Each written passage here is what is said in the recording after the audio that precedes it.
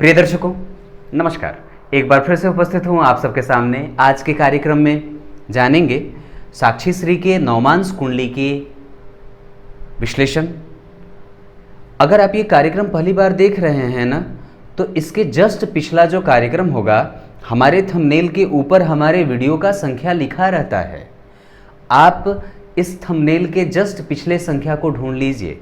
इस कुंडली का लग्न चार्ट का विश्लेषण मैंने वहाँ पे किया है।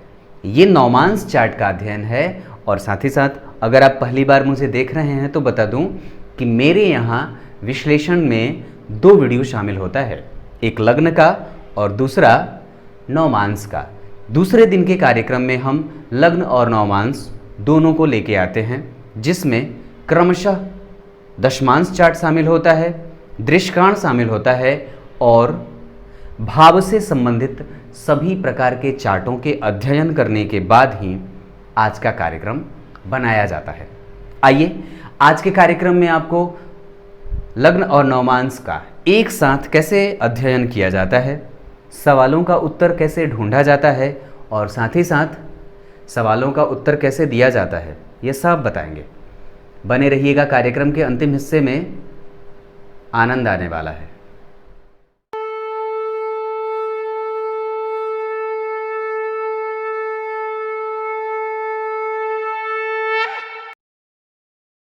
आइए आपको अब सीधे साक्षी श्री के जन्म कुंडली और लग्न कुंडली के एक साथ विश्लेषण पे लेके आता हूं। एक बात बताऊं, अगर आपकी कुंडली का किसी ने भी सिर्फ लग्न कुंडली देख करके और भाव में बैठे ग्रहों को देख करके फलादेश किया है तो वो 100% सही नहीं था और उसका फलादेश कहीं ना कहीं अधूरेपन को दर्शाता है।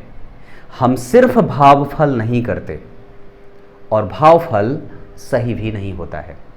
वो ग्रह सिर्फ उस भाव में बैठा हुआ दिख रहा है, पर क्या वस्तुतः वो वहीं का फल कर रहा है, ये जानना जरूरी है।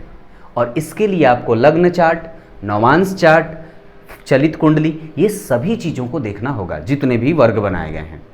आइए आपको लेके आता हूं सबसे पहले कल की कुंडली। अगर आप पहली बार हमारे कार्यक्रम को देख रहे हैं तो मैंने कहा है कि इसका संपूर्ण विश्लेषण मैंने लग्न कुंडली का पिछले कार्यक्रम में कर रखा है, आप वहां से भी इसे देख सकते हैं। सबसे पहले लग्न कुंडली में इनकी ग्रहों की स्थितियों को समझाऊं तो सिंह लग्न की कुंडली बनी थी और 5 नंबर की कुंडली, 5वें नंबर की राशि होती है मेष, वृष, मिथुन, कर्क, सिंह, यानी कि 5वें नंबर की राशि बनी सिंह राशि और सिंह राशि के अधिपति होते हैं सूर्य। वो जाकर के बैठे हैं, देखिए कहाँ सु लिखा हुआ है, यहाँ 12वें भाव में, जो कि अवयोग होता है। लग्न के अधिपति यहाँ बैठना था, इनको जाकर के बैठे 12वें भाव में।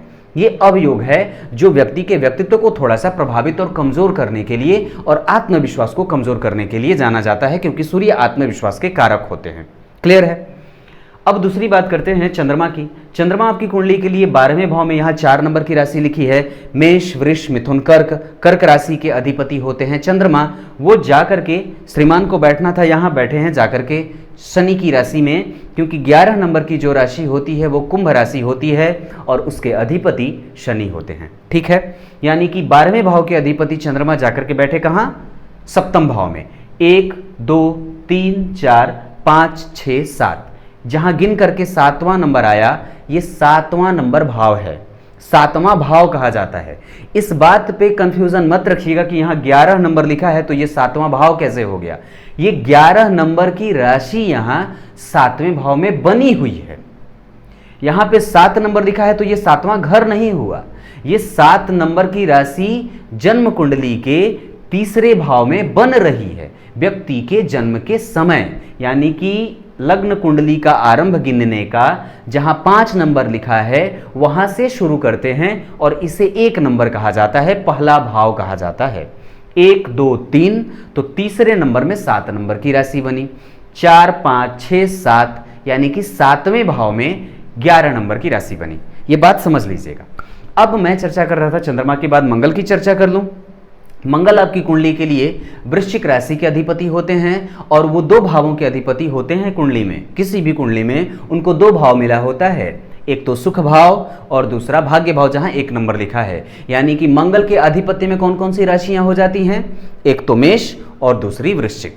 8वें नंबर की राशि वृश्चिक और भाग्य भाव के जहां नवा भाव बनेगा वहां पे 1 नंबर लिखा है, वो मेष राशि होती है।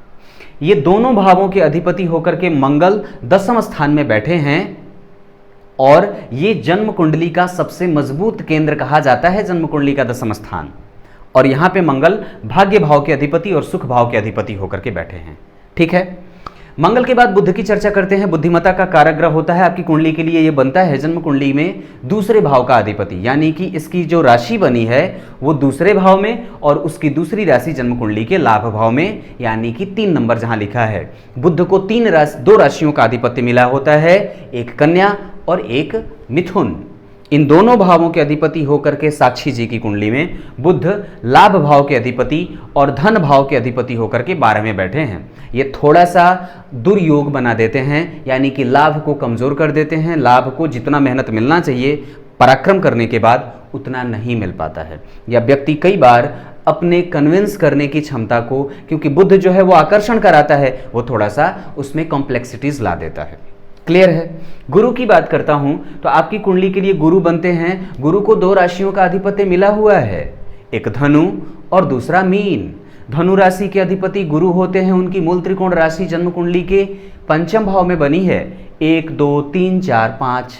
यहां गुरु की मूल त्रिकोण राशि बनी और उनकी दूसरी राशि का निर्माण जन्म कुंडली के 8वें भाव में, जहां 12 नंबर लिखा हुआ देख रहे हैं, यहां हुआ है। और यहां के अधिपति होकर के और 5वें भाव के अधिपति होकर के लग्न में ही विराज रहे हैं। वो यहां पे उनकी स्थिति अच्छी कही जा सकती है। गुरु के बाद शुक्र की चर्चा करता हूं तो जन्म कुंडली में शुक्र आपकी कुंडली के लिए बनते हैं पराक्रम भाव के अधिपति, जहां पे 7 नंबर लिखा है। ये पराक्रम का और छोटे भाई का घर होता है। यहां के और उनकी दूसरी राशि का निर्माण जन्म कुंडली के 10वें भाव में हो रही है, यानी कि 10वें और तृतीय भाव, इन दोनों भावों के अधिपति होकर के शुक्र जन्म कुंडली के लग्न में विराज रहे हैं। यह भी बहुत अच्छी बात है। व्यक्ति कार्मिक होता है और अपनी स्थिति को लेकर के बहुत ज़्यादा सजग होता है। उसे पता होता है कि मुझे परिस्थिति किस तरफ ले जाना चाहती है और उसे किस तरफ जाना चाहिए। ये उसे बहुत अच्छे तरीके से इसका भान होता है। शुक्र के बाद शनि की बात करता हूं। आपकी कुंडली के लिए ये थोड़े से कमजोर ग्रह के रूप में दिखे जाते हैं। 7वें और 6ठे भाव के अधिपति होकर के 6ठे भाव में बैठे हैं, अपने ही राशि के होकर के बैठे हैं और वहां से वो क्रमशः विभिन्न भावों को देख रहे हैं, जहां से 8वें भाव को, 12वें भाव को और साथ ही साथ 7 के बाद 8 9 और 10 पराक्रम भाव को उच्च की दृष्टि से देख रहे हैं। ये बात क्लियर है। राहु केतु, राहु जहां जन्म कुंडली के 5वें भाव में बैठे हैं गुरु की राशि में, धनु के होकर के और केतु वहीं पे बैठे हैं जन्म कुंडली के मिथुन राशि में लाभ भाव में। ये यहां तक इनकी लग्न कुंडली का अध्ययन मैंने कल तक कर रखा था। इसके संपूर्ण विश्लेषण के लिए आप इसके कार्यक्रम के पिछले हिस्से में जा सकते हैं। इसके जस्ट पिछला भाग का निर्माण मैंने वहां कर रखा है। अब विचार करते हैं एक एक करके ग्रहों को। लग्न कुंडली के देखने के बाद जब आप नवमांश कुंडली को अच्छे तरीके से समझेंगे तो व्यक्ति के कई सारे पक्षों का आपको उद्घाटन और उद्गार हो जाता है। आप समझ के देखिए तो सूर्य यहाँ 12वें भाव में बैठे हैं, ये आत्मविश्वास को कमजोर कर रहे हैं और व्यक्ति अगर काम कर रहा है तो उसके आत्मविश्वास को रीगेन करना बड़ा आवश्यक हो जाता है, क्योंकि व्यक्ति और आजकल के प्रत्येक पुरुष और स्त्रियों में इस बात को घटित होते देखा जा रहा है कि उसका आत्मविश्वास उससे दूर जाकर के बैठा हुआ है। व्यक्ति खोखला सा सिद्ध होता है। अगर व्यक्ति की कुंडली में सूर्य कमजोर और सूर्य बाहर निकल जाए ना तो व्यक्ति के आत्मविश्वास को बड़ा कमजोर सा कर देते हैं और फिर व्यक्ति जितना मेहनत करता है उतनी सफलता भी नहीं मिलती है और फिर व्यक्ति का प्रश्न चिन्ह खुद के ही ऊपर लगने लगता है। इनकी कुंडली में सूर्य यहाँ 4 नंबर की राशि में बैठे हैं। आइए ढूंढते हैं वो नवमांश कुंडली में कहाँ बैठे हैं। भाव बड़ा अच्छा पकड़ा है उन्होंने, भाग्य भाव, और राशि भी बहुत अच्छी पकड़ी है गुरु की, यानी कि मित्र की राशि में बैठे।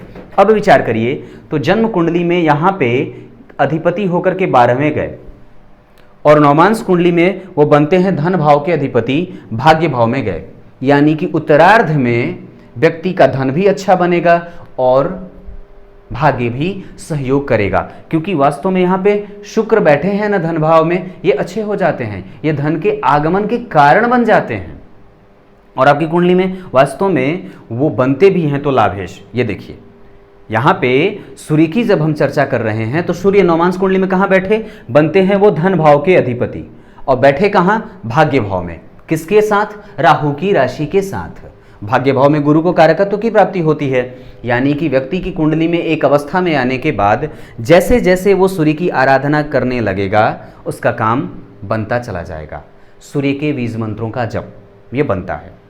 और दूसरी बात, आपकी कुंडली में एक अवस्था में आने के बाद विवाहोपरांत धन की स्थिति को भी मैं मजबूती से देख रहा हूं। यहाँ पे शुक्र सूर्य की राशि में अगर नहीं बैठे होते, किसी अन्य राशि में बैठे होते तो और बलवान हो जाते। शनि की राशि में बैठे होते, अगर बुध की भी राशि में एक बार बैठे होते तो अच्छा ही हो जाता, लेकिन ये अग्नि तत्व की राशि बनी है और धन भाव के अधिपति भाग्य भाव में गए हैं, यानी कि लाभ है, मिलेगा, निश्चिंत होने की आवश्यकता है। अब यहां से वो जन्म कुंडली में बैठ करके पराक्रम भाव को देखेंगे तो व्यक्ति को पराक्रमी भी बनाएंगे। व्यक्ति अपने दम पर खड़ा होने का भरसक प्रयास करता है। व्यक्ति अपने स्वाभिमान को और अपनी स्थिति को बहुत अच्छे तरीके से जांचता है, परखता है और तब जाकर के किसी निर्णय तक पहुंचता है। भाग्य भाव में बैठे सूर्य यहाँ पे जन्म कुंडली में व्यक्ति को धार्मिकता से युक्त और ओतप्रोत बना देंगे। व्यक्ति अपने से बड़े जनों का बड़ा आदर करता है, सत्कार करेगा, सम्मान करेगा, प्रतिष्ठा की प्राप्ति के लिए भागेगा, दौड़ेगा, घूमेगा और ये बिल्कुल होगा क्योंकि सूर्य भाग्य भाव में कारक होते हैं और वो बड़ा बेहतर रिजल्ट करते देखे जा रहे हैं। यहाँ व्यक्ति की दृष्टि सूर्य की पड़ेगी पराक्रम भाव पे तो पराक्रमी।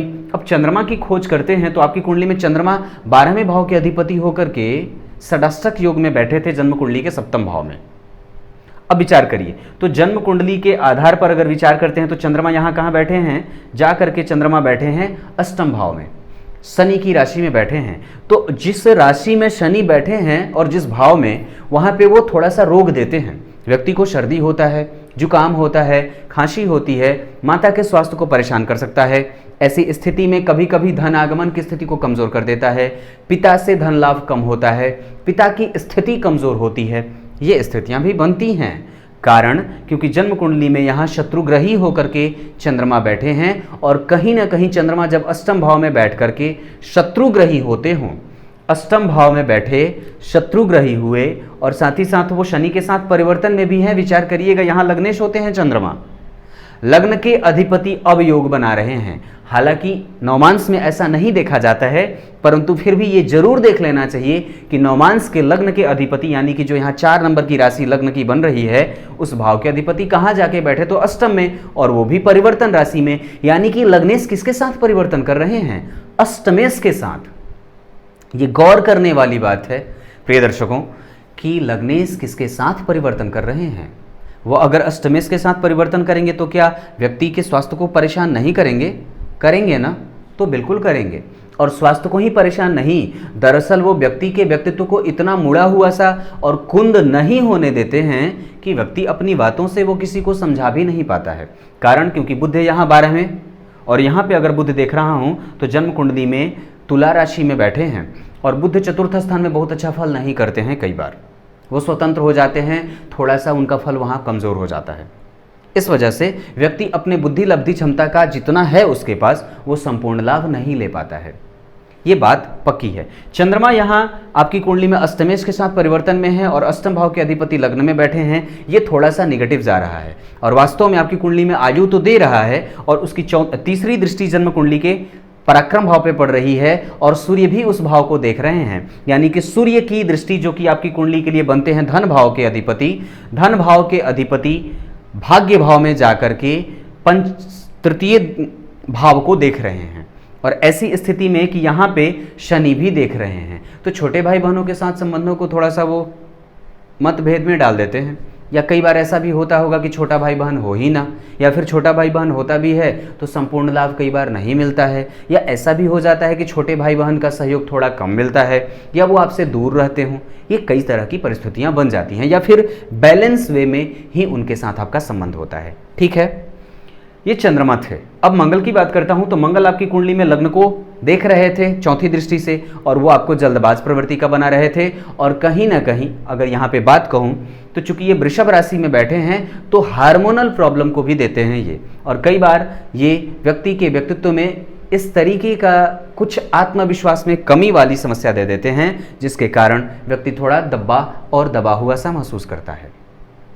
मंगल आपकी कुंडली के लिए बनते हैं सुख और भाग्य भाव के अधिपति, दशम स्थान में दिग्बली हो जाते हैं और ये यहाँ पे आपकी कुंडली में बैठे हैं भाग्य भाव 12वें भाव में। ये बुध की राशि में बैठे हैं और बुध आपकी कुंडली में चतुर्थ स्थान में बैठा है अपने भाव से 5वें जाकर के। 1 2 3 4 5 मंगल जहां बैठे वो 12वां भाव है। आप जितना मेहनत करते हैं उतना फल नहीं मिलता है और मैं पक्के तरीके से कह सकता हूं क्योंकि ज्ञान को भी ये कई बार कमजोर सा कर देता है। हालांकि गुरु और केतु यहां बैठे हैं तो संतान को कहीं ना कहीं बिगाड़ रहे हैं, इस वजह से कुंडली मिला करके करिएगा। एक बात और जो है वो ये है कि व्यक्ति अगर काम करना चाहता है तो क्या करे, तो इसके बारे में विचार करता हूं। तो आप शतभिखा नक्षत्र में जन्मे हैं और राहु का प्रभाव दशमांश कुंडली में भी बड़ा मजबूत सा बन रहा था। यहां पे भी आपकी कुंडली में मंगल यहां बैठे हैं, तो आप अगर अपनी कुंडली में विवाह के बाद अगर कोई भी काम करते हैं, क्योंकि ये व्यय भाव है और व्यय भाव से पति और पत्नी के एक साथ सैया सुख का विचार किया जाता है और यहां का अधिपति जाकर के जन्म कुंडली के सुख भाव में बैठा, सुख है थोड़े विलंब से, इस वजह से ही शायद आपको विवाह में परेशानी भी हो रही है। कारण क्योंकि यहां पंचम भाव में गुरु और केतु का संयोग होना और ये वृश्चिक राशि है, केतु बैठे हैं तो ये थोड़ा सा इस राशि से प्रभावित कर रहे हैं और निगेटिव जा रहे हैं। मैंने कल भी बताई थी बात कि ये सैया सुख का भाव है, यहाँ का अधिपति सप्तम में गया, यहाँ पे राहु बैठा बिगाड़ रहा है, यहाँ पे गुरु केतु के साथ हैं वृश्चिक राशि के और यहाँ का अधिपति षडाष्टक में है और ये कमज़ोर होता है। यहाँ के अधिपति जो जन्म कुंडली में सप्तम भाव के अधिपति शनि बनते हैं वो आपकी कुंडली के लिए लग्न में बैठे हैं और ये परिवर्तन में है लेकिन अष्टमेश भी होते हैं, इस वजह से थोड़ा सा वो भी परेशान कर रहे हैं, विवाह को कमज़ोर करने का काम कर रहे हैं। विवाह मिला करके करिएगा, बिना मिलाए विवाह मत करिएगा। और कई बार तो आपका गण जो है वो विवाह मिलाने वाला ही बन रहा है। कई बार होता है कि गण अगर कमज़ोर हो जाए तो व्यक्ति को विवाह ना मिला करके करने से समस्या हो जाती है, इसलिए विवाह मिला करके ही करिएगा। मैंने कही मंगल की बात, बुध की चर्चा करी, गुरु की बात कर लेता हूं। तो गुरु आपकी कुंडली के लिए भाग्य और अष्टम भाव के अधिपति। यहाँ पे देखिए गुरु कहाँ बैठे हैं, जन्म कुंडली में ये पंचम भाव में बैठे हैं 8 नंबर की राशि में और उनकी दूसरी राशि जन्म कुंडली में वहाँ बन रही है 6ठे भाव में और तीसरी राशि जो कि एक इनकी दूसरी राशि जो बनती है वो जन्म कुंडली में भाग्य भाव में बन रही है। भाग्य भाव के अधिपति होकर के पंचम भाव में गए केतु के साथ हैं। भाग्य के अधिपति अगर पंचम में जाते हैं तो अच्छा होता है और यहाँ पे वो बैठे थे थोड़े कमजोर, हालांकि अति मित्र की राशि में बैठे थे लेकिन अवस्था उनकी मृतप्राय की थी लग्न कुंडली में और यहाँ पे वो भाग्य भाव के अधिपति और शत्रु भाव के अधिपति होकर के पंचम में जा रहे हैं और केतु के साथ युति बना रहे हैं, राहु का प्रभाव उन पे है। तो संतति में समस्या कभी कभी होती है, संतति में कभी कभी समस्या होती है और व्यक्ति को पति जल्दी नहीं मिलता है क्योंकि ये बड़े जनों का भाव है और पति हमेशा उम्र में बड़े होते हैं। तो इस वजह से कि जन्म कुंडली के पति के भाव में एक सूर्य बैठे और नवम भाव के अधिपति गए पंचम भाव में, केतु से संबंध बनाया, राहु का दृष्टि पड़ना और कोई भी पापक ग्रह उनको नहीं देख रहा है, राहु देख रहा है, केतु है और कोई भी शुभ ग्रह की दृष्टि कहीं से भी नहीं पड़ रही है। इस वजह से भाग्य को थोड़ा सा राहु और केतु के प्रभाव के कारण, एक बात बताता हूं, गुरु जो होते हैं ना वो हमेशा यही सोचते हैं कि मेरी युति कभी भी राहु केतु के साथ और शुक्र के साथ ना हो। अगर वो हो जाता है तो कुंडली को थोड़ा सा कमजोर कर देते हैं और ऐसी स्थिति में विवाह विलंब से होता है। ये बात पक्की है, गौर करिएगा। आपकी कुंडली में गुरु और शुक्र यहीं बैठे हैं और यहाँ भी गुरु केतु के साथ हैं और राहु से दृष्ट हो रहे हैं। ये बात समझने वाली है। गुरु हमेशा यही चाहते हैं कि मेरी स्थिति कभी भी राहु केतु और शुक्र के साथ ना बने, अगर वो जैसे ही इनके प्रभाव में आते हैं कमजोर हो जाते हैं। तो ये बात है कि अगर राहु के साथ गुरु और शुक्र का संबंध बन जाता है या गुरु राहु और केतु से प्रभावित होते हैं तो अपने फल को वो कमजोर कर देते हैं। तो फल कमजोर करेंगे तो क्या होगा, पिता पुत्र के संबंधों को कई बार कमजोर करेंगे, पति पत्नी के संबंधों को कई बार विलंब से शुरू करते हैं, पुत्र संतति और पुत्री संतति के लाभ में थोड़ा सा नुकसान कर देते हैं, विवाह विलंब से कराते हैं, व्यक्ति के ज्ञान में जितना वो मेहनत करता है उतना अंक नहीं मिल पाता है। ये स्थितियां बनती हैं। अब गुरु की दृष्टि की बात करूं तो 5वीं दृष्टि यहाँ ये ठीक है, 7वीं दृष्टि यहाँ लाभ भाव पे ये ठीक होगा, लेकिन राहु वहाँ बैठा है तो व्यक्ति को कई बार, चूंकि शुक्र की राशि है ना और राहु से वो पहले ही प्रभावित हो रहे हैं, इस वजह से यहाँ पे वो थोड़ा सा कम प्रभावित करेंगे, लाभ को कम दे रहे हैं और वो दे भी रहे हैं। कारण क्योंकि व्यक्ति को जितना मेहनत करता है उतना फल नहीं मिल रहा है और व्यक्तित्व को बेहतर बना करके रखे हैं। लग्न पे अगर गुरु की दृष्टि पड़ेगी तो क्या करेगा? व्यक्ति को धार्मिक बनाएगा, यशस्वी बनाएगा, धार्मिक जनों से और अपने से श्रेष्ठ जनों से मित्रता कराएगा, प्रेम में डालेगा, प्रेमी बनाएगा, यशस्वी बनाएगा, गुणकारी बनाएगा, अक्ल का एकदम बिल्कुल प्रबुद्ध मूर्ति बना देता है, श्रेष्ठ लोगों से मित्रता होती है, धार्मिक मनोवृत्ति को धारण करने वाला होता है और कई बार शनिवार के जन्मे होने के कारण उसको कई चीज़ें थोड़ी विलंब से मिलती हैं। अब आगे शुक्र की चर्चा करता हूं। वो जन्म कुंडली के दशम और तृतीय भाव के अधिपति होकर के लग्न में व्यक्ति को सुंदर तो बना रहे हैं, भौतिकता भी देंगे, लेकिन पैतृक संपत्ति का मालिक समझिएगा, आपको बताता हूं। पैतृक संपत्ति का मालिक कहां बैठा? 12 में, और लाभ का अधिपति कहां बैठा? 12 में। ये कमजोर होता है और ये वास्तव में एक दुर्योग है।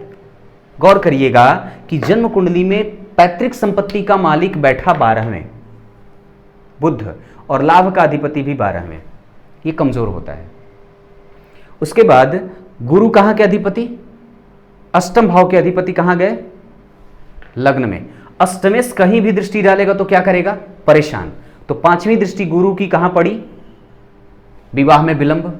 7वीं दृष्टि दाम्पत्य के सुख को अगर कुंडली मिलाकर के नहीं करेंगे तो चंद्रमा सैतल्य दे देंगे, वो ठंडा सा रहता है। और 9वीं दृष्टि जब जन्म कुंडली में यहां पड़ेगी तो यहां के अधिपति भाग्य से सहयोग मिलेगा। अब इसी चीज को यहां समझिए, तो गुरु केतु के साथ हैं तो प्रभावित हो रहे हैं, और वास्तव में वो भाग्य भाव के अधिपति होकर के नवम पंचम के संबंध में है और वापस फिर से उसी भाव को देख रहे हैं, जहां सूर्य व्यक्ति को धार्मिक बनाएंगे और कट्टर धार्मिक बना देंगे, और गुरु की राशि और गुरु देख रहे हैं। तो ये व्यक्ति को धार्मिक और अपने से बड़े और गुरुजनों का आदर करने वाला व्यक्ति, कई बार चीज़ें ऐसा करता है कि वो शिक्षा तो बहुत अच्छा पाता है लेकिन उसके हिसाब से उसको नौकरी वगैरह थोड़ी मुश्किल से मिलती है। व्यक्ति एक तरफा विकास जीवन में कई बार करता है। यहाँ से 7वीं दृष्टि जब यहाँ पड़ेगी तो थोड़े से लाभ को वो प्रभावित करेंगे, क्योंकि वास्तव में गुरु जो है वो वायु तत्व के ग्रह होते हैं और यहाँ पे राशि बन रही है भूमि तत्व की, तो ये थोड़ा सा प्रभावित करेंगे, और राहु और केतु से वो प्रभावित कर रहे हैं अपने आप को नेगेटिव। 9वीं दृष्टि जन्म कुंडली में उच्च की पड़ेगी, यानी कि उत्तरार्ध में जो विकास होगा वो बड़ा बेहतर होगा। और वास्तव में यहाँ पे शनि भी तो हैं, और शनि यहाँ से बैठ करके आपकी जन्म कुंडली में व्यक्तित्व के ऊपर प्रभाव डाल रहे हैं, व्यक्तित्व के प्रतिबिंब को, क्योंकि 7वां भाव जो है वो व्यक्तित्व का प्रतिबिंब है, और कहीं ना कहीं ये 7वां भाव दाम्पत्य का भाव है और व्यवसाय का भाव है। अगर व्यक्ति अपना कोई काम करे, आप नौकरी या व्यवसाय अगर कुछ भी करना चाहते हैं तो कंसल्टेंसी का काम कर सकते हैं, लाइजनिंग वगैरह का काम कर सकते हैं, दलाली वगैरह का काम जिसे कहा जाता है।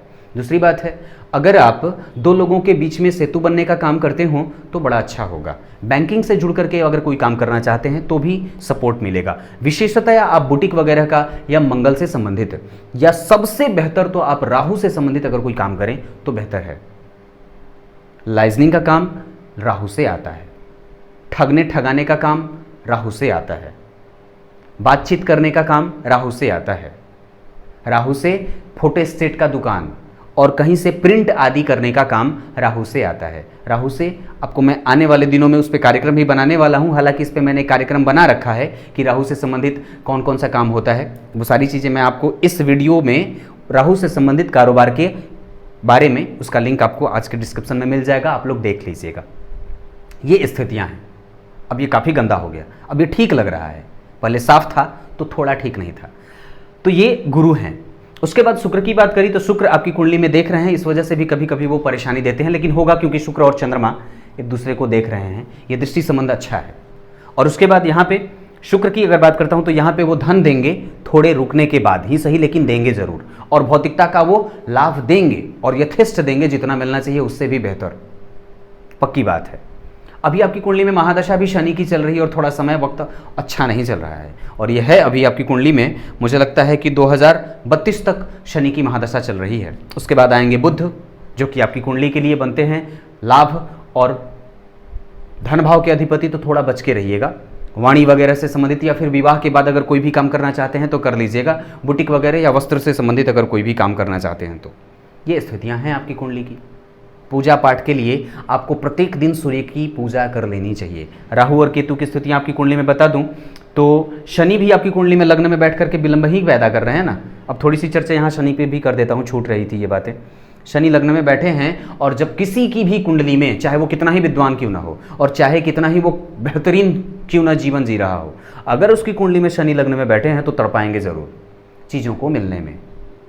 और जो लोग शनि से प्रभावित हो जाते हैं उनका विवाह, चाहे वो प्रोफेसर हों, चाहे वो कितने भी ऊंचे पद पे हों, थोड़ा सा कटता है, थोड़ा सा छूटता है, थोड़ा सा विलंब होता है और थोड़ा सा प्रत्येक काम में लेट लतीफ़ी होती है। आप इस बात से मत घबराइए कि आपके विवाह में विलंब हो रही है, ऐसा नहीं है, ये सामान्य सी बात है, क्योंकि शनि का हर जगह प्रभाव लग्नेश को यहाँ लग्न में और यहाँ पे तो लग्न में ही विराज रहे हैं, इस वजह से विवाह को विलंब देते हैं। आपकी कुंडली में प्रेम विवाह की अगर चर्चा करता हूँ, चर्चा कर लेनी चाहिए, तो यहाँ मंगल और शनि का जो संबंध बन रहा है वो कहीं ना कहीं बहुत अच्छा नहीं बन रहा है। हालांकि उसके लिए अगर प्रयास अगर करते हैं तो मुझे लगता है कि यहाँ भी मंगल और शनि का संबंध जो है वो बहुत अच्छा नहीं है, नवम पंचम का है, ठीक है, बहुत अच्छा नहीं है। अब ये आपकी कुंडली में स्थितियाँ हैं और जहाँ जहाँ गुरु देख रहे हैं वहाँ वहाँ केतु और राहु का भी प्रभाव कहीं ना कहीं प्रभावित कर रहा है, इस वजह से वो गुरु के प्रभावों को कमतरी में लाने का प्रयास कर रहे हैं। उपाय के तौर पे आपको सूर्य की पूजा कर लेनी चाहिए, सूर्य के बीज मंत्रों का जप कर लेना चाहिए और साथ ही साथ हनुमान चालीसा का पाठ, और यहाँ से आपके चंद्रमा के मंत्रों का भी जप बनता है।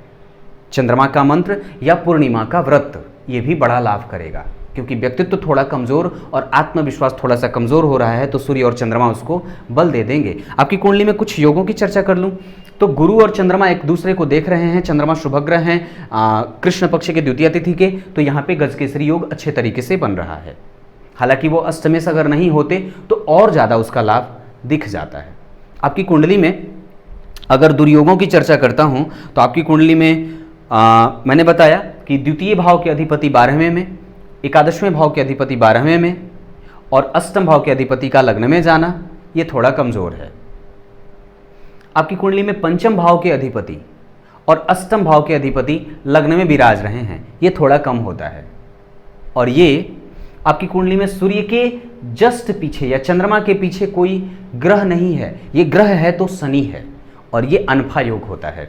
सूर्य के अतिरिक्त अगर कोई भी ग्रह होता है तो इसे अनफा योग कहते हैं। ये अच्छा होता है, यशस्विता देता है, रोग से मुक्ति देता है, श्रेष्ठ व्यक्ति को पद दे देता है और कई बार थोड़ा सा मुश्किलात भी पैदा करता है।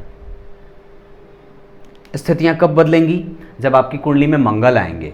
स्थितियां कब बदलेंगी? जब आपकी कुंडली में मंगल आएंगे। मंगल यहाँ बैठे हैं, ये ठीक होगा। स्थिति कब बदलेगी? जब आपकी कुंडली में सूर्य आएंगे। स्थिति कब बदलेगी? जब आपकी कुंडली में कहीं ना कहीं से चंद्रमा भी आएंगे तो अच्छा फल करेंगे। इस कुंडली की सबसे मजबूत बातें बता देता हूँ अब। गुरु चंद्रमा का देखना, शुक्र का लग्न में बैठना, जन्म कुंडली में कहीं ना कहीं चंद्रमा को लग्न को देखना और साथ ही साथ मंगल का बहुत अच्छी स्थिति में होना। मंगल भाग्येश और सुखेश होकर के जन्म कुंडली के 10वें स्थान में बैठे, ये बहुत अच्छी बात है और इसमें तो लगभग चीज़ें ठीक हैं और सारी की सारी चीज़ें आपके पक्ष में ही होती देखी जा रही हैं। कुछ इसी तरीके से आज के कार्यक्रम का समापन करें, तब तक के लिए इजाज़त दीजिए। आपकी कुंडली बहुत अच्छी है और आपकी कुंडली में अमर योग का निर्माण हो रहा है। लगभग केंद्र में शुभ ग्रहों की संख्या ज़्यादा है, गुरु भी, शुक्र भी, चंद्रमा भी और भाग्येश भी। इस वजह से ये अमर योग बन जाता है। तब तक के लिए इजाज़त दीजिए। कल एक बार फिर से आप सबके सामने उपस्थित होंगे। अगर आपको कोई सवाल बनता होगा तो निसंदेह पूछिएगा। एक बार मेरे व्हाट्सएप पे ज़रूर संपर्क करिएगा और कार्यक्रम में रेगुलर बने रहिएगा। मुझे आपसे यही इच्छा है। तब तक के लिए इजाज़त दीजिए। नमस्कार।